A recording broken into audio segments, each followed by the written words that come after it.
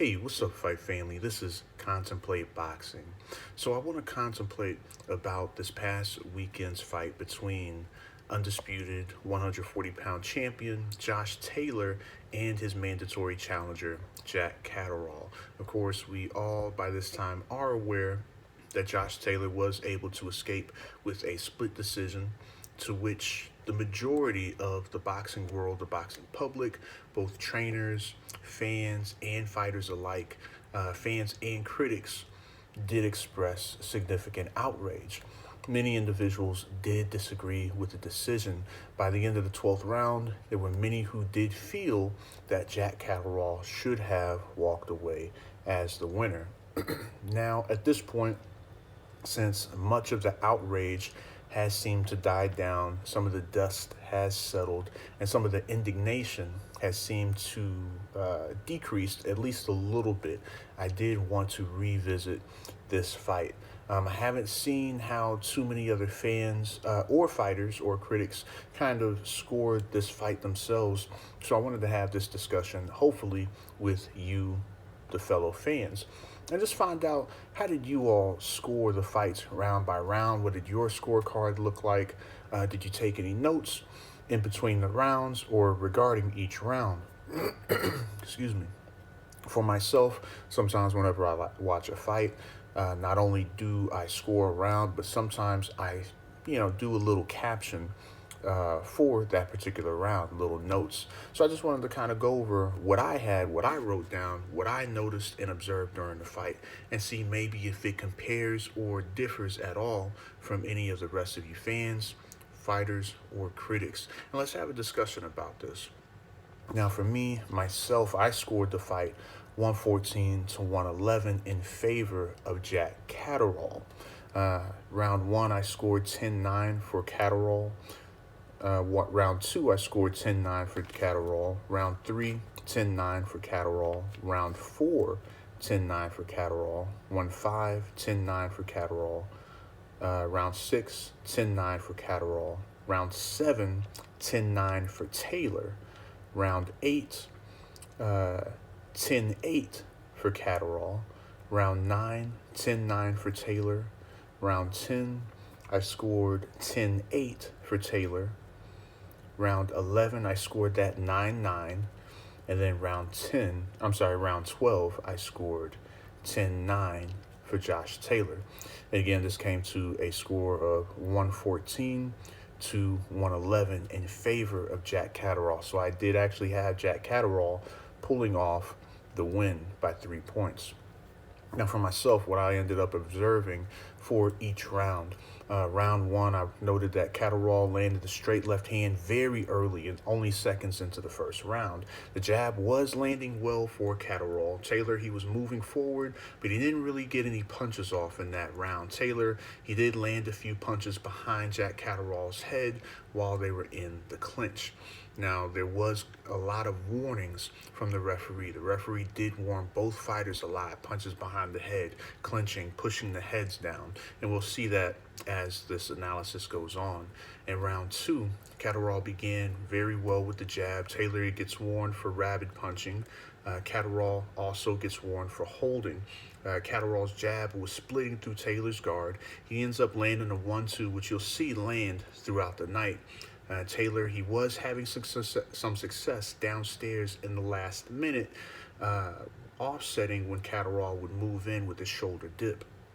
This actually was a very good strategy for Jack Catterall, as Jack Catterall would come in to offset Josh Taylor's aggression. He would come in, dip down, and kind of put his shoulder into Josh Taylor's body.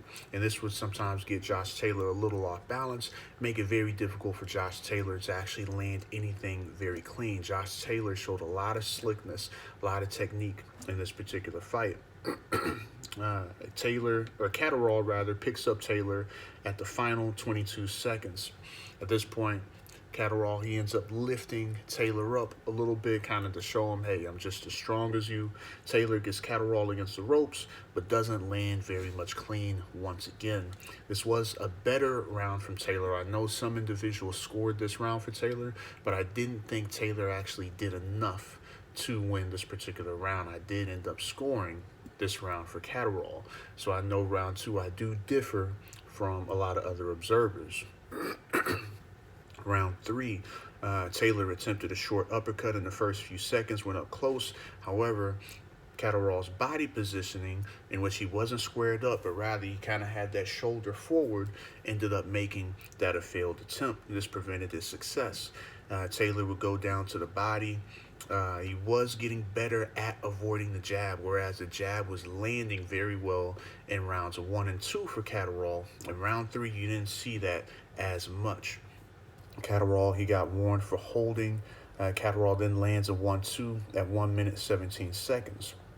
Now here, there's 2 short right hooks that land for Taylor. It appeared that Taylor may have found something to finally land, may have found a key to success when he lands these 2 short right hooks.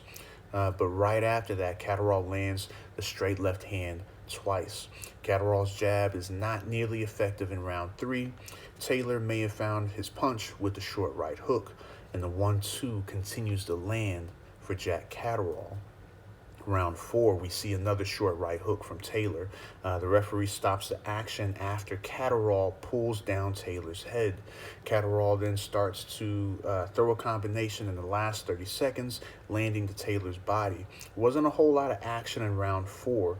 Taylor is walking Catterall back, but again, he is not landing. Taylor, he's continuing to move forward, but he's largely ineffective. Round 5, Taylor does land to the body. Catterall does try to match his aggression, but doesn't really land clean. Taylor then eats a flush left-right combination.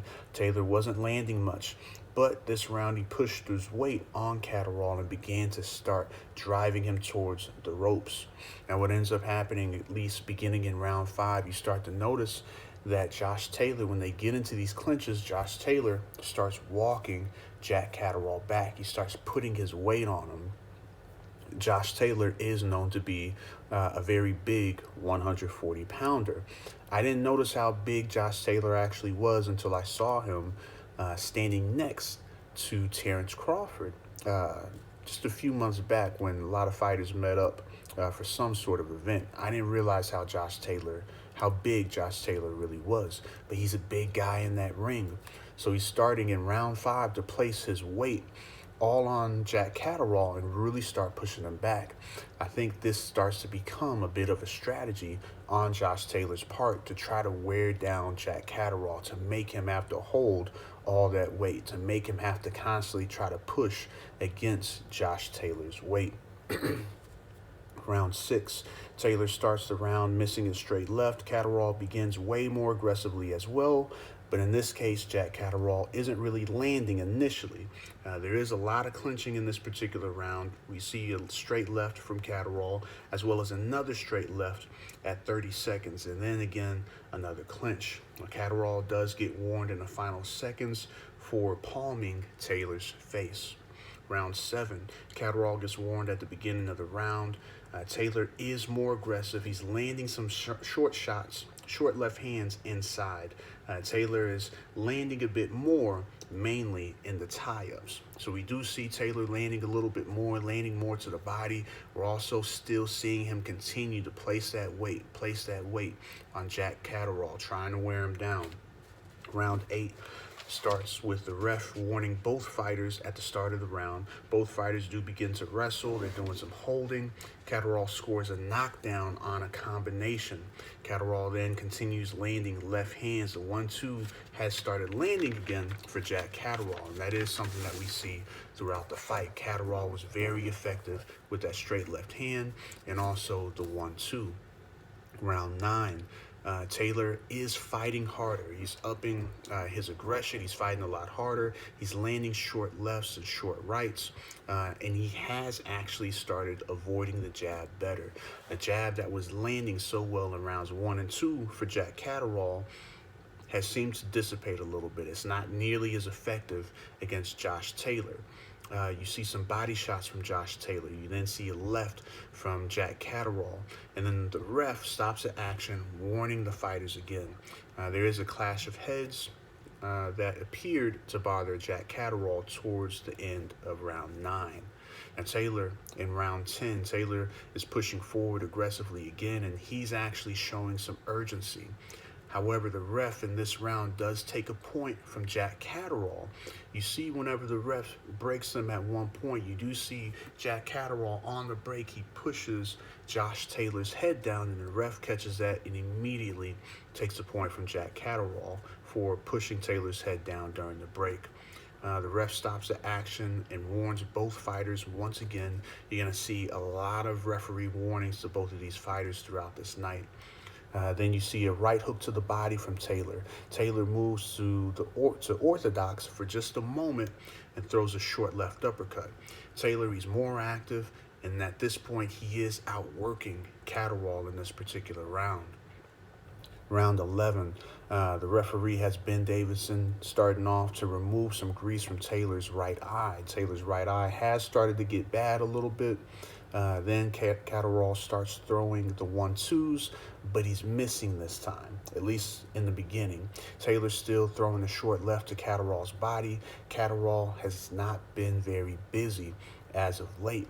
This may be because, one, Josh Taylor has been throwing the single short body shots to Jack Catterall, and also he's been leaning that heavy body and pushing him back over the last few rounds. Catterall's activity has waned just a little bit and wavered. He's not as busy as he once was, and I think at this point, Josh Taylor has sapped a little bit of his strength, and Jack Catterall can't be as busy as he actually wanted to. Doesn't mean that Josh Taylor is putting punishment on him. Just means that at this point, he is outworking Jack Catterall just by a little bit. Catterall, he does go back to the jab in the last few seconds, but he's not really landing. Taylor is slipping these jabs. Taylor throws a little shot to Jack Catterall's stomach after the bell. Not a hard punch. To me, at least, that little shot after the bell was more like a, hey, good round. However, the way that Jack Catterall reacted then prompted the referee to react, because whenever Josh Taylor gave him that little, punch to the stomach, good round, Jack Catterall swung backwards, and the referee then immediately grabs Josh Taylor and then immediately takes a point. So Josh Taylor ends up losing a point in round 11 to actually end the round, a round that Josh Taylor was winning, at least on my scorecard, up to that point. I did end up scoring that as a 9-9 round because Taylor was winning that particular round significantly. I think that wasn't a close round at all. I think that Taylor was handily winning that round prior to the point deduction. 12th and final round, Catterall was not very active. Again, Taylor is moving forward, and he's actually moving with urgency. He's landing small shots here and there. Again, Taylor, he's not doing anything real impressive. He's not doing anything real sharp, but he's doing just enough. Just enough because at this point, Catterall is not doing enough, in my opinion. And so Taylor, he's moving forward, landing small shots here and there. And then Catterall lands a short combination at 30 seconds.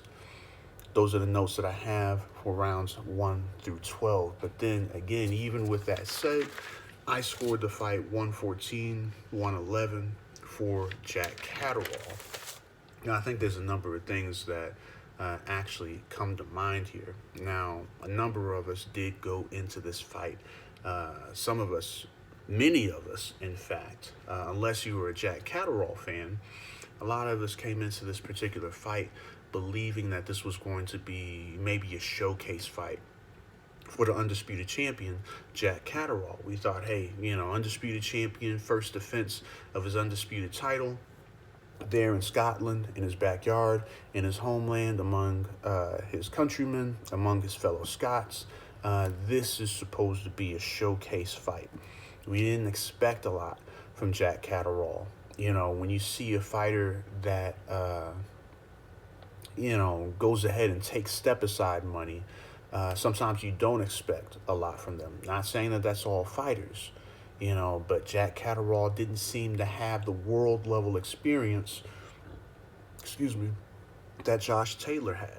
We didn't expect him to come in and show the fight that he did. We expected Jack Catterall to go ahead and lay down, just like he filled expectations whenever he took the step-aside money to allow Jose Ramirez and Josh Taylor to meet for there to be undisputed. So we expected him to lay down. We expected him, to roll over. We expected him to go in there and either lose very badly or go ahead and get stopped so that Josh Taylor can go on to the next thing. However, what we ended up learning is that there's a reason as to why at one time Canelo Alvarez and his camp enlisted his services for sparring. There's a reason why Jack Catterall was in the position that he was in, because Jack Catterall showed that he did actually have the goods. While he didn't have the same world level experience that Josh Taylor may have had, Jack Catterall made the best case that one can make that he belongs on the world level. The only issue that I have with Jack Catterall's performance on Saturday night is towards the end of the fight. Jack Catterall, he started the fight off phenomenally. He was slick. He was slick throughout the majority of the fight. There wasn't a whole lot of consequence that Josh Taylor really landed. So, he was slick throughout the entire night. He was hard to hit. Josh Taylor couldn't just run over him. But in the first few rounds, he's popping that jab. He's showing how he can have his jab penetrate Josh Taylor's guard. And then that kind of disappears for a little bit. When he does start the jab up, by that time, Josh Taylor's warmed up and he's able to avoid the jab. I do wish that we could have seen more consistency with that jab from Jack Catterall. Not only that, towards the end, once you start getting to rounds 9, 10, 11, 12, as we got later into the fight, you start to see Josh Taylor. You do see Josh Taylor building an urgency on his side, but you don't really see the same from Jack Catterall, especially once we get into the championship rounds, rounds 11, round 12. I didn't feel any urgency. I didn't see any urgency from Jack Catterall. I didn't see somebody who was making a statement saying, I'm going to rip these titles from you. I'm going to rip undisputed status from you and place that on me. I didn't see that from Jack Catterall, unfortunately. There is something that I do always believe. I'm not necessarily a subscriber to the line of thought of to be the man, you have to beat the man. I don't necessarily subscribe to that, but I do have the understanding that there are some circumstances in which when a fighter goes to another fighter's backyard and they are the A side and they are the champion, that challenger has to do their very best to remove any excuse. And I didn't see that sort of attitude from Jack Catterall. I didn't see someone who, let me put it this way. I saw an undisputed champion who seemed to fight more like he wanted to keep his undisputed status versus a challenger who wanted to take undisputed status and place undisputed status upon himself. I saw more from one than the other, and I feel as though Josh Taylor showed more that he wanted to keep that undisputed status, especially towards the end, than Jack Taylor showed, that he wanted to be undisputed. Now, that does not mean, that I think the right call was made. By no means whatsoever. This is similar to, and some may disagree with this right here, I think this is a little bit similar to when Danny Jacobs, went over to the UK to fight John Ryder.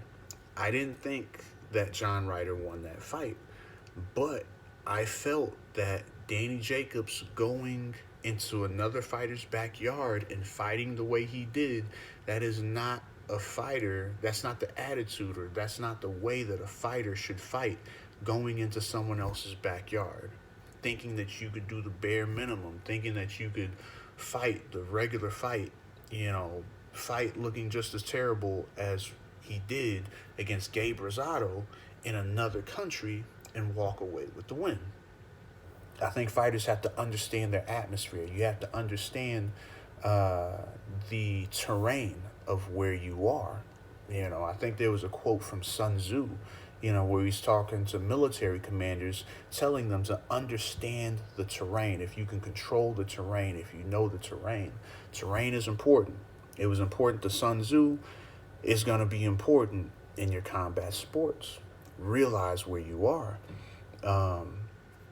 Now, there was, I think Johnny Nelson had commented that, hey, both of these are UK fighters, so, there couldn't be any country bias. Somebody can disagree with me on this because I don't know the culture over there in the UK. Any UK individuals, any Scottish individuals, please correct me on this and educate me on this. But I think I disagree a little bit. We have an individual, from Scotland, Josh Taylor. I know this is all part of the UK. I know they're both UK fighters. But you have an individual from Scotland who's fighting in Scotland, and you have an individual, who may be from the UK, but he is not Scottish. And he's fighting in Scotland. So I do think, that does play a part. You are fighting in this man's backyard. You're fighting in Scotland, and I think that Jack Taylor should have fought accordingly. Now, that doesn't mean that Jack Taylor didn't put on a phenomenal performance. He absolutely did. I do think that's a tragedy that after all this time, he did not get his moment in the sun. This portion of history was taken from him. He had the chance to be undisputed, and the judges took that from him. I feel that Jack Catterall won 114 to 111, even if he didn't show in those last few rounds that he wanted it more than Taylor. He still outpointed him. And those are just the facts, at least on my scorecard. On the scorecard and the opinions of many, many, many, many, many fans, fighters, observers, analysts, and announcers. And so this is very unfortunate, very unfortunate. So my thoughts now in regards to Catterall is what happens now. Sometimes, and I hope this is not the case for Jack Catterall, but sometimes you have fighters, they have a Cinderella moment. They have a moment in which, nobody thinks is going to happen. That happens, in Jack Catterall's case, almost happens. And they fight the best fight of their life. They put on a performance that they've never put on before. And sometimes those are once-in-a-lifetime performances. Every now and again, you have fighters that are phenomenal, that are great for one fight. And I hope that's not Jack Catterall. I really hope that's not Jack Catterall. But sometimes that happens. Sometimes there are fighters that only get to this level of competitiveness, and then from there forward, it never really happens again. A good example, Jimmy Young against Muhammad Ali. Jimmy Young may be a perfect example of this. Fought one of the best fights of his life against one of the greatest of all time, in the heavyweight division, or any division, depending on, who you ask. And he doesn't get the decision that many feel that he should have gotten. And so Jimmy Young, he went from, at this point, at that fight, being, or what should have been, the greatest fighter on earth, the greatest heavyweight at least, on earth. That moment gets taken from him, And, he never has a great moment like that again. Jimmy Young is not going to be named, or spoken about among any of the great heavyweight names. And so now I wonder for Jack Catterall, was this his one great moment? Was this the greatest fight that Jack Catterall will ever fight in his career? I hope not. I sincerely hope not. What I hope for Jack Catterall is that this fight becomes fuel to feed himself, to continue to improve, and to one day, soon, hopefully not too long, put on an even better performance. The 140-pound division is replete with talent. There are many talented fighters there. Even though Jack Catterall missed this opportunity, Josh Taylor is very much expected, and Josh Taylor has said this himself, that he'll be moving up to 147 pounds. So now the question becomes, will Jack Catterall, again, fight for one of these vacant titles? And if so, against who? Of course, we see Jose Ramirez is out there. Jose Pedraza is out there. Regis Prograis is out there. With the titles about to become vacant, I would not be surprised if Gervonta Davis, moves up to 140 to try to capture one of those titles. So, I mean, there's a lot of options out there. Devin Haney, has mentioned here and there about moving up to 140. And there's other names, there's other individuals that, Jack Catterall is going to have to keep an eye out on. Excuse me. But these are just my thoughts. Fight family, let me know, how how did you score Saturday night's fight against Josh Taylor and Jack Catterall? How did you score the rounds? What did you think about the rounds? Give me your full thoughts and opinions. Hey, peace. God bless.